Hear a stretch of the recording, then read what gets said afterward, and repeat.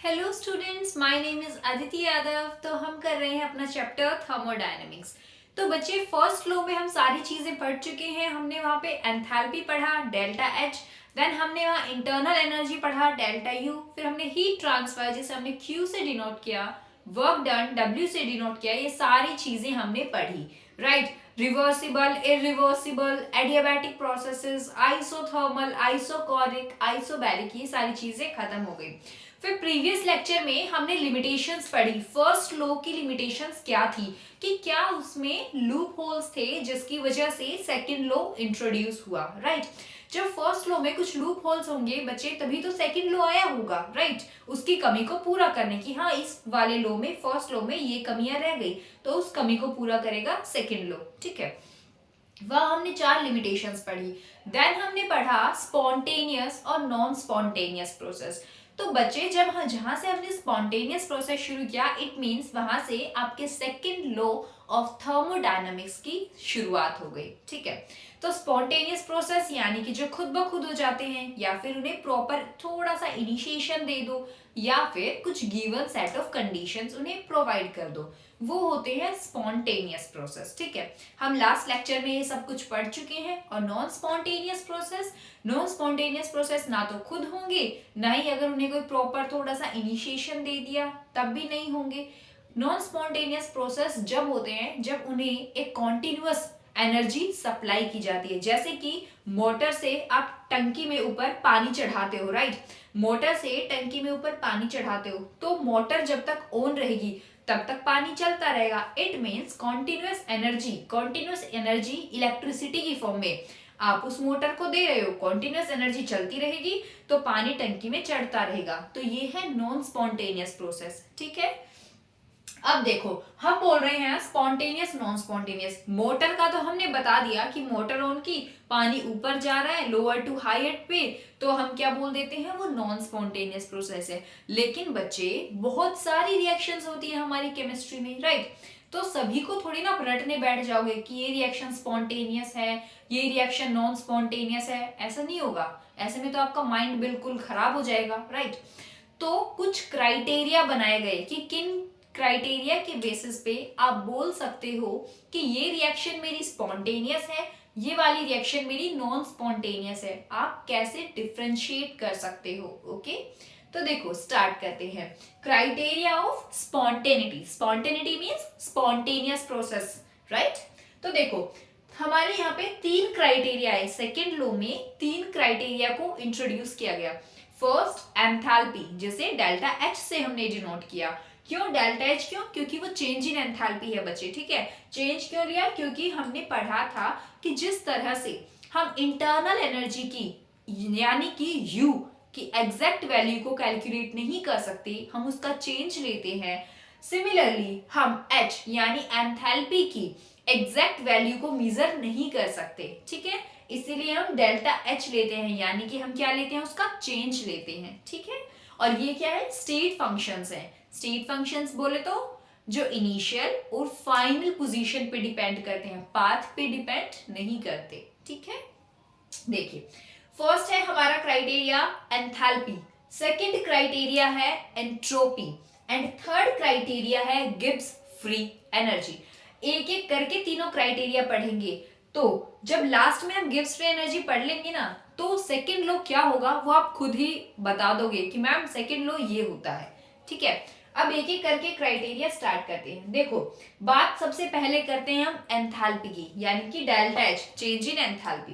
देखो, पता है जब स्पॉन्टेनिटी के बारे में बातें चल रही थी कि भाई क्या क्या क्राइटेरिया है, क्या क्या चीजें हैं, फैक्टर्स हैं जो बता पाए कि आपकी रिएक्शन स्पॉन्टेनियस है या नॉन स्पॉन्टेनियस, तो सबसे पहले जो आपका क्राइटेरिया आया था ना, एंट्रोपी, गिब्स फ्री एनर्जी बाद में आए थे। सबसे पहले आपका क्राइटेरिया आया था एंथैल्पी का।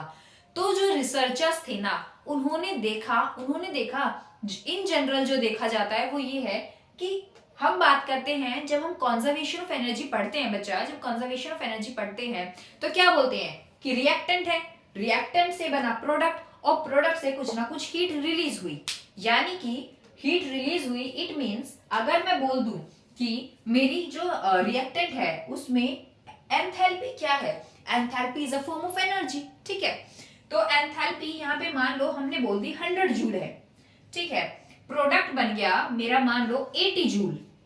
तो कितनी हीट रिलीज हुई, हीट रिलीज यानी कितनी एनर्जी रिलीज हुई, कितनी एनर्जी रिलीज हुई 20 जूल, ठीक है।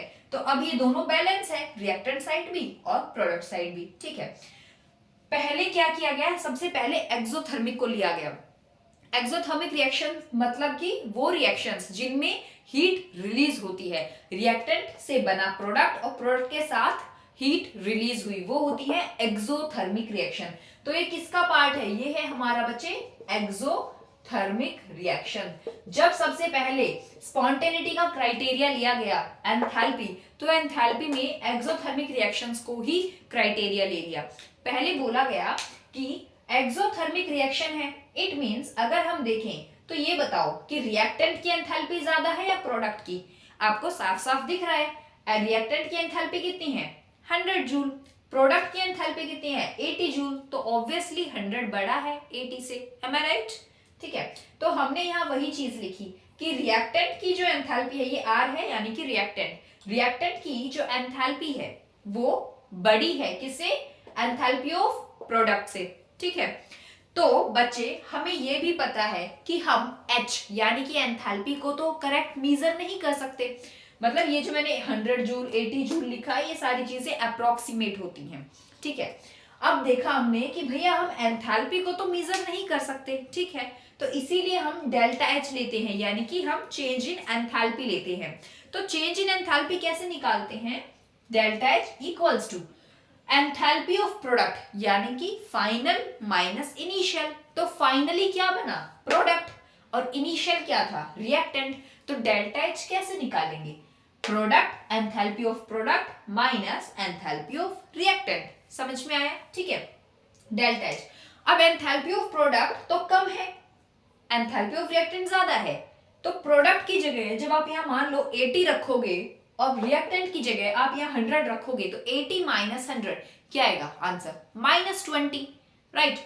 तो हमेशा याद रखिए जब भी कहीं लिखा हो कि एक्सोथर्मिक रिएक्शन है, एक्सोथर्मिक देखो वर्ड एक्सो मींस बाहर, एक्सो मींस बाहर, एंडो मींस अंदर। एक्सो बाहर, थर्मिक यानी हीट, यानी कि हीट कहाँ निकल रही है, बाहर निकल रही है। इट मींस प्रोडक्ट साइड पे हीट निकल रही है आपकी, राइट।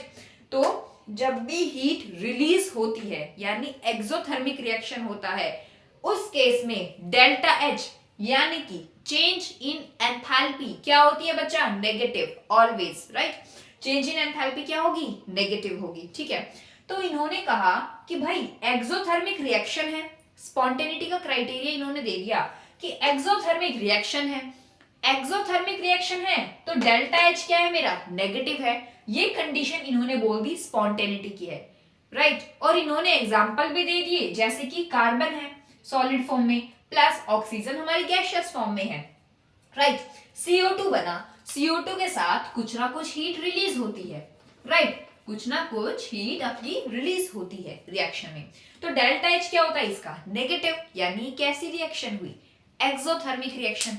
ये सिर्फ अब ये मत बोलना कि एंडोथर्मिक भी ले सकते थे, वो चीज हम देखेंगे, वो ट्विस्ट आएगा। पहले ये देखो, ये तो सोच के बैठे थे कि भाई एक्सोथर्मिक रिएक्शन बोल देते हैं, एक्सोथर्मिक रिएक्शन है, डेल्टा H नेगेटिव है, डेल्टा H नेगेटिव है तो इसको बोल दिया इन्होंने कि ये स्पॉन्टेनिटी की कंडीशन है, राइट। इनके अकॉर्डिंग क्या बोला गया डेल्टा H के बारे में कि tendency to attain minimum energy और मैक्सिमम स्टेबिलिटी। मतलब देखो यहाँ एनर्जी ज्यादा रिएक्टेंट साइड पे 100 जूल, इन्होंने एक्सोथर्मिक को इसीलिए लिया, यहाँ एनर्जी ज्यादा 100 जूल, प्रोडक्ट साइड में प्रोडक्ट कितने बना 80 जूल, यानी कि रिएक्टेंट के कंपैरिजन में प्रोडक्ट की एनर्जी क्या है, कम है। रिएक्टेंट के कंपैरिजन में प्रोडक्ट की एनर्जी बची क्या है, कम है। तो एक बात बताओ, जब मान लो आपने बहुत मतलब आपने अच्छा सा खा पी लिया है, मस्त अपने प्रोटीन सप्लीमेंट्स वगैरह जो भी आप लेते हो, आपको अच्छा सा खाना पीना हो गया है, अब आपके अंदर जितनी ज्यादा एनर्जी रहेगी, क्या आप सो पाओगे, नहीं सो पाओगे। एनर्जी रहती है तो आप काम करते हो, लेकिन आप जब बिल्कुल थक जाते हो, आपकी एनर्जी ड्रेन हो जाती है, बिल्कुल ऐसे ड्रेन हो जाती है एनर्जी, तब आप सोते हो, राइट। यानी कि एनर्जी क्या हुई आप में, मिनिमम। जब मिनिमम एनर्जी होती है तो स्टेबिलिटी क्या होती है, मैक्सिमम। छोटा बच्चा है, बहुत ज्यादा एनर्जी है, पूरा दिन उछल कूद इधर उधर कुछ ना कुछ चीजें फेंकना तोड़ना करता रहता है, क्यों, क्योंकि उसमें मैक्सिमम एनर्जी है। एनर्जी क्या है उसकी, मैक्सिमम है। और स्टेबिलिटी क्या है, मिनिमम है। स्टेबल है ही नहीं, वो एक जगह टिक ही नहीं सकता, नहीं रुकेगा वो एक जगह। जब स्टेबिलिटी एनर्जी मैक्सिमम है तो स्टेबिलिटी क्या हुई, मिनिमम हुई, ठीक है। लेकिन जब वो पूरा दिन इधर उधर भाग दौड़ के फिर आराम से वो रात में क्या होता है, आराम से सोता है। जब वो थक जाता है ना तब वो आराम से सोता है। तब क्या होती है, एनर्जी बच्चे की मिनिमम, मिनिमम एनर्जी। और स्टेबिलिटी क्या हुई, मैक्सिमम। अब वो आराम से सो रहा, कोई भागना दौड़ना नहीं। तो इसने बोला कि प्रोडक्ट की एनर्जी कम है, यानी कि प्रोडक्ट की इसके कंपैरिजन में, रिएक्टेंट के कंपैरिजन में प्रोडक्ट की एनर्जी कम है, तो मिनिमम एनर्जी। और स्टेबिलिटी क्या हुई यहाँ पे, मैक्सिमम, ठीक है। तो ये समझ में आया आपको कि सबसे पहला क्राइटेरिया लिया गया एंथैल्पी को, और हमें पता है एच को हम, यानी कि एंथैल्पी को हम कैलकुलेट नहीं कर सकते इसकी एग्जैक्ट वैल्यू को, तो इसीलिए, और क्यों नहीं कर सकते वो आप एंथैल्पी वाला लेक्चर देखिए प्लीज, ठीक है। उसमें मैंने सब कुछ एक्सप्लेन किया एंथैल्पी के बारे में। तो अगर मैं वो चीजें यहाँ एक्सप्लेन करूंगी तो फिर ये लेक्चर तो उसी में निकल जाएगा, फिर रिपीटेशन हो जाएगा लेक्चर का। सो प्लीज आप वहां देखिएगा, ठीक है। तो एंथैल्पी, तो इसीलिए हमने क्या लिया, डेल्टा एच। डेल्टा एच यानी कि चेंज इन एंथैल्पी, राइट। तो इसने सबसे पहले लिया एक्सोथर्मिक रिएक्शन। क्यों लिया एक्सोथर्मिक रिएक्शन, क्योंकि एक्सोथर्मिक रिएक्शन में प्रोडक्ट की एनर्जी रिएक्टेंट की एनर्जी के कंपैरिजन में क्या होती है, कम।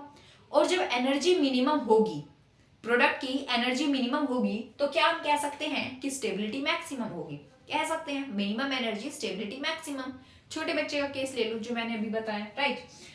डेल्टा एच हमेशा याद रखिए, एक्सोथर्मिक रिएक्शन के केस में डेल्टा एच क्या होता है बच्चा, नेगेटिव। और ये कंडीशन इन्होंने दी स्पॉन्टेनिटी की, और इन्होंने सोची अब करते हैं हम पार्टी। हमें मिल गया एक, अब रिसर्चर्स थे उन्होंने सोचा कि भाई हमने सबसे पहले निकाल दिया क्राइटेरिया ऑफ स्पॉन्टेनिटी, लेकिन ट्विस्ट जो आने वाला था वो थे इससे अनजान।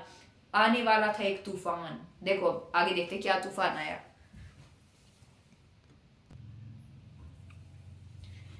तो देखो इन्होंने निकाल दिया कि भैया एक्सोथर्मिक रिएक्शन है, डेल्टा एच नेगेटिव है, प्रोसेस क्या होगा, स्पॉन्टेनियस होगा।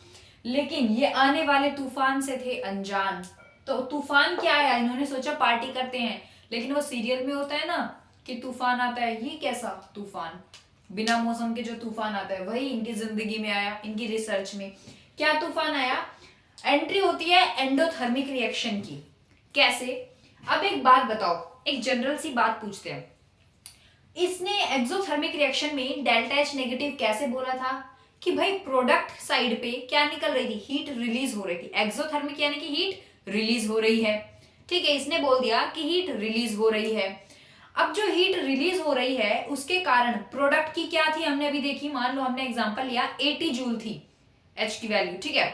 और रिएक्टेंट साइड में कितनी थी, 100 थी, यानी प्रोडक्ट की मिनिमम एनर्जी थी, स्टेबिलिटी मैक्सिमम थी। जब डेल्टा एच का क्राइटेरिया इन्होंने सोचा तो इन्होंने माइंड में यही चीजें रखी कि स्पॉन्टेनिटी वाली चीज हम उस क्राइटेरिया को स्पॉन्टेनिटी का क्राइटेरिया बोलेंगे जहां पे जो हमारी एंथैल्पी है ना, वो एंथैल्पी में क्या होगा, एनर्जी मिनिमम होनी चाहिए और स्टेबिलिटी मैक्सिमम। बस इसी को ध्यान में रखते हुए उन्होंने बोल दिया एक्सोथर्मिक रिएक्शन, क्योंकि एक्सोथर्मिक रिएक्शन में प्रोडक्ट साइड में क्या थी, एंथैल्पी कम थी, एनर्जी कम थी, 80 थी, और रिएक्टेंट की 100 थी, तब इन्होंने एक्सोथर्मिक लिया। लेकिन जब एंट्री हुई एंडोथर्मिक रिएक्शन की, भैया रिएक्शन तो रिएक्शन है, ठीक है। एंडोथर्मिक रिएक्शन, एंडोथर्मिक रिएक्शन वो रिएक्शन जहां हीट अब्सॉर्ब होती है, हीट अब्सॉर्ब होती है। जैसे कि एंडोथर्मिक रिएक्शन में एक एग्जांपल देती हूँ, जैसे कि हम कहते हैं कपड़े सुखाते हैं, है ना, धूप में कपड़े सुखाते हैं। अब धूप में कपड़े क्यों सुखाते हैं, आप किसी रूम में कपड़े सुखा लो ना, धूप में कपड़े सुखाते हैं, कहते हैं जल्दी सूख जाएंगे, धूप में कपड़े सुखा देते हैं, क्यों, क्योंकि वो कपड़ा है, ठीक है, जो धोया है आपने, वॉश जो किए हैं कपड़े, उन कपड़ों में क्या है, वाटर है, वाटर ड्रॉपलेट्स हैं, ठीक है। वो वाटर क्या करेगा, वो सन से हीट को एब्जॉर्ब करेगा। रिएक्टेंट क्या है हमारा यहाँ पे, रिएक्टेंट है हमारा वाटर, जो कपड़ों के अंदर है वाटर, उसने सन से हीट अब्जॉर्ब की, ठीक है। तो हीट यहाँ अब्सॉर्ब हुई, हीट अब्सॉर्ब हुई रिएक्टेंट साइड में, तो क्या हुई रिएक्शन एंडोथर्मिक, राइट। अब जब उसने हीट अब्सॉर्ब की तो प्रोडक्ट क्या बना, वो जब वाटर ड्रॉपलेट्स वेपोराइज हो गए, वेपर फॉर्म में कन्वर्ट हो गए, इवेपोरेशन हुआ वहां पे, तभी तो आपका कपड़ा सूखा।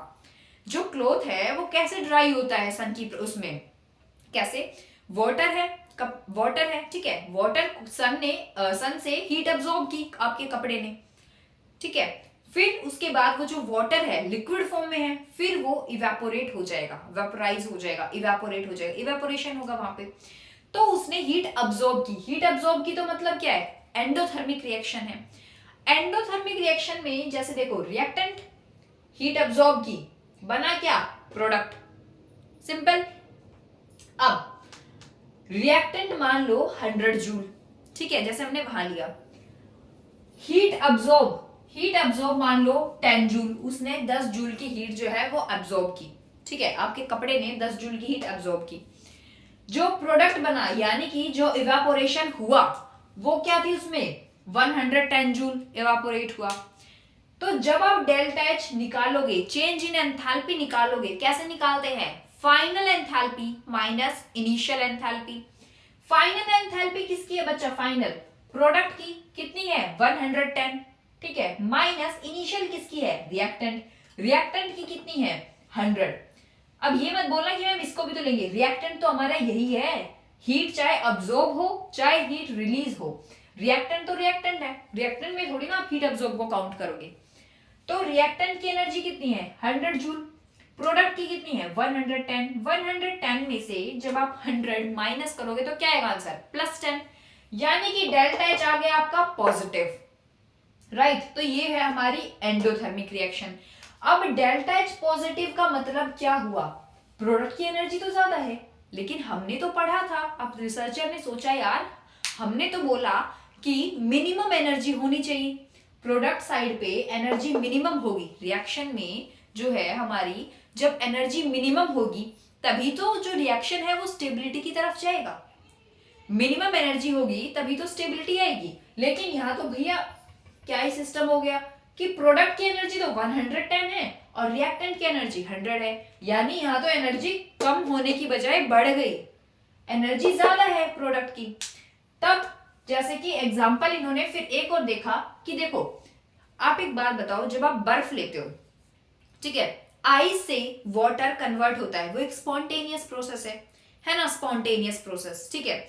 अब इन्होंने बोला कि भैया सिर्फ आप ये नहीं कह सकते कि किसी रिएक्शन में अगर वो रिएक्शन एक्सोथर्मिक है, यानी कि किसी रिएक्शन का डेल्टा एच नेगेटिव है, तो वही रिएक्शन स्पॉन्टेनियस है। इन्होंने कहा भैया क्यों ऐसा, क्यों नहीं, क्योंकि जब आइस, बर्फ लेते हो, बर्फ को आप रूम टेम्परेचर पे रख दो, यानी कि आप गिवन सेट ऑफ कंडीशंस उसको दे रहे हो, जैसे कि अगर आप बर्फ को, आइस को -25 डिग्री सेल्सियस पे रखोगे तो भैया बिल्कुल भी क्या होगा, वो वाटर में कन्वर्ट नहीं होगा, राइट। लेकिन जब आप आइस को एक गिवन सेट ऑफ कंडीशंस, जब हमने स्पॉन्टेनियस प्रोसेस पढ़ा कि क्या क्या चीजें होती हैं, स्पॉन्टेनियस प्रोसेस किस बेस पे हम बोलते हैं, तो वहां हमने पढ़ा था 3 चीजें। स्पॉन्टेनियस प्रोसेस एक वो प्रोसेस जो खुद ब खुद हो रहा है, बाय इट्स ओन। नंबर 2 हमने क्या पढ़ा था, वो प्रोसेस जिसमें बस एक छोटा सा प्रॉपर इनिशिएशन दे दो, जैसे कि ये पेपर, राइट, ये पेपर, अगर इस पेपर के नीचे मैं माचिस लगा दूं यानी इसे इग्निशन दे दूं तो ये पेपर अपने आप जलने लगेगा। ऐसा तो नहीं है कि मुझे जगह जगह से उसे बार बार जलाना पड़ेगा, बस एक बार इनिशिएशन दे रहा है फिर ये अपने आप जलने लगेगा, राइट। थर्ड हमने क्या पढ़ा था, under given set of conditions. Given set of conditions जैसे कि अगर मैं आइस को रूम टेम्परेचर मान लो 25 डिग्री सेल्सियस टेम्परेचर पे मैं इसको रख दूं तो आइस अपने आप वाटर में कन्वर्ट हो जाएगी। तो ये कैसा प्रोसेस है, स्पॉन्टेनियस प्रोसेस।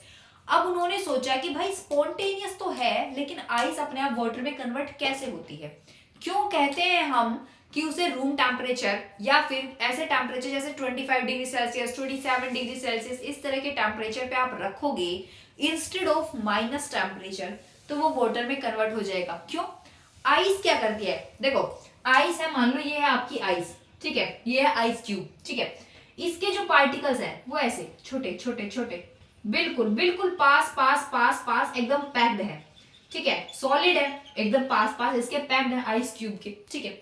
अब ये क्या करती है, ये हमारे टेम्परेचर यानी कि हमारे एटमॉस्फेयर से क्या लेगी, हीट लेगी, इसने की हीट अब्सॉर्ब। तो ये क्या है हमारा आइस क्यूब रिएक्टेंट ने क्या किया, हीट को किया एनवायरमेंट से हमारे क्या किया, हीट अब्सॉर्ब की तो क्या हुआ, ये कन्वर्ट किस में हुआ, इसके जो पावर पैक्ड इसके जो थे मॉलिक्यूल्स थे, जो इसके एटम्स थे आइस के अंदर, जो पार्टिकल्स थे एकदम पैक्ड थे, अब वो लूज होंगे, हीट अब्सॉर्ब हुई, वो लूज होंगे तो ये क्या कन्वर्ट हो जाएगा, वाटर फॉर्म में कन्वर्ट हो जाएगा। इट मींस ये कैसा प्रोसेस हुआ, आइस का वाटर में बनना कैसा प्रोसेस हुआ, एंडोथर्मिक प्रोसेस, क्योंकि उसने क्या लिया एनवायरमेंट से, हीट उसने अब्सॉर्ब की, ठीक है। लेकिन ये प्रोसेस पहले तो उन्होंने बोला कि हमारा सिर्फ डेल्टा एच नेगेटिव होगा, एक्सोथर्मिक रिएक्शन होगी, उसी रिएक्शन को स्पॉन्टेनियस बोलेंगे। लेकिन फिर बाद में इन रिसर्चर्स ने बोला कि भैया जो आइस है वो जब हमारे वाटर में कन्वर्ट हो रही है, आइस वाटर में कन्वर्ट हो रही है, तो वो भी तो एक स्पॉन्टेनियस प्रोसेस है। लेकिन बस ट्विस्ट इतना है कि भैया वो प्रोसेस तुम्हारे अकॉर्डिंग एक्सोथर्मिक नहीं है। क्यों? क्योंकि यहाँ तो हीट का अब्जॉर्प्शन हो रहा है, तो वो रिएक्शन कैसी हुई, एंडोथर्मिक रिएक्शन हुई। तो इसीलिए सिर्फ और सिर्फ ये डिसाइड हुआ फाइनली कि सिर्फ और सिर्फ इस डेल्टा एच के बेसिस पे आप किसी भी रिएक्शन का नहीं बता सकते कि वो रिएक्शन स्पॉन्टेनियस है या वो रिएक्शन नॉन स्पॉन्टेनियस है। सिर्फ आप ये नहीं कह सकते कि ये रिएक्शन एक्सोथर्मिक है इसीलिए ये स्पॉन्टेनियस है, क्योंकि एंडोथर्मिक का आंसर आपके सामने है। आपकी डेली लाइफ में जब कपड़े सूखते हैं तो हीट अब्सॉर्ब करता है सन से, जो आपका कपड़ा है, जो वाटर है उसके अंदर सन से हीट अब्सॉर्ब होती है, तभी तो वाटर ड्रॉपलेट्स इवेपोरेट होते हैं, ठीक है। तो ये सारे प्रोसेस क्या है, एंडोथर्मिक, लेकिन साथ साथ ही क्या है, स्पॉन्टेनियस है, राइट, स्पॉन्टेनियस है। तो इसीलिए फाइनल डिसीजन ये आया कि सिर्फ डेल्टा एच के बेसिस पे ये नहीं कहा जा सकता कि ये रिएक्शन स्पॉन्टेनियस है या फिर ये रिएक्शन स्पॉन्टेनियस नहीं है। फिर आता है हमारा नेक्स्ट क्राइटेरिया जो है एंट्रोपी, ठीक है।